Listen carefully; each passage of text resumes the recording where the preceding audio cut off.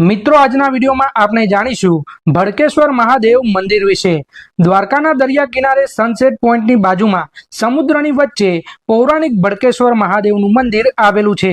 આશરે 5000 વર્ષો પહેલા અરબી સમુદ્રમાં એક શિવલિંગ પ્રગટ થયું હતું। આજે તે શિવલિંગ શ્રી ભડકેશ્વર મહાદેવ મંદિરના નામે જાણીતું છે। આ મંદિરમાં જાણે દરિયો જાતે શિવલિંગનો જળાભિષેક કરતો હોય તેવું લાગે છે।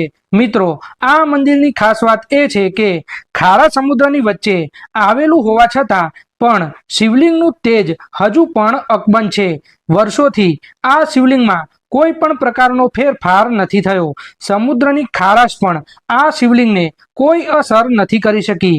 ભક્તોની માન્યતા અનુસાર ભડકેશ્વર મહાદેવના દર્શન માત્રથી ભક્તોના તમામ દુઃખ દૂર થઈ જાય છે।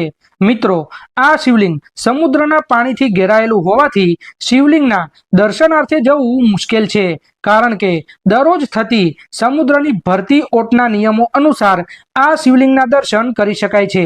મિત્રો જો તમને વિડીયો પસંદ આવ્યો હોય તો લાઈક કરીને શેર અચૂક કરજો।